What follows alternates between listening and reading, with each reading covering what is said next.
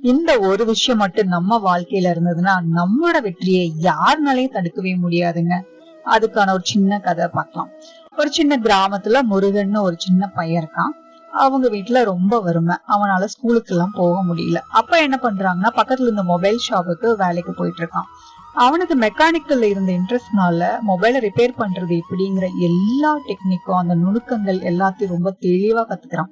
தெளிவா கத்துக்கிட்டு கொஞ்சம் சிட்டி சைட் மாதிரி இருக்கிற ஏரியால சும்மா ஒரு சின்ன டேபிள் மட்டும் போட்டு வர கஸ்டமருக்கு திருப்தியான சர்வீஸ் கொடுத்துட்டு இருக்கான். மொபைல் ரிப்பேர் பண்ணி கொடுத்துட்டு இருக்கான்.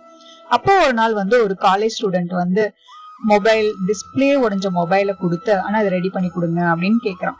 அவனு கொஞ்சம் அதுக்கு டைம் எடுத்துக்கிட்டு ரொம்ப சூப்பரா பெர்ஃபெக்டா அந்த வேலையை பண்ணி கொடுத்தான்.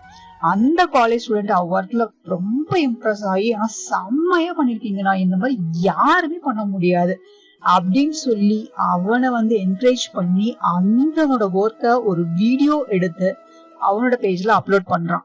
அப்போ அந்த வீடியோஸ் பாத்தீங்க அப்படின்னா செம்ம ஹிட் ஆகுது. அப்படியே லைக்ஸ், கமெண்ட்ஸ் அப்படியே போகும்போது அவங்களுக்கும் முருகனுக்கும் நிறைய ஆர்டர்ஸ் வருது. அப்போ நாளடைவுல முருகனை யூடியூப் சேனல் ஓபன் பண்றான். அவனோட வேலை, டுட்டோரியல்ஸ் இந்த மாதிரி டெவலப் பண்ணி யூடியூப் சேனலை ரெடி பண்றாங்க. இப்படியே போகும்போது அவன் பெரிய டிஜிட்டல் என்டர்பிரனர் ஆயிட்டான். சோ மக்கள் அவனோட திறமையையும் ஆர்வத்தையும் ரொம்ப வெகுவா பாராட்ட ஆரம்பிச்சிட்டாங்க.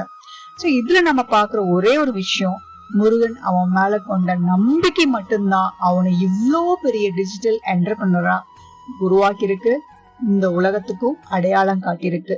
சோ இத பத்தி விரிவா அடுத்த எபிசோட்ல பார்க்கலாம். தேங்க்யூ.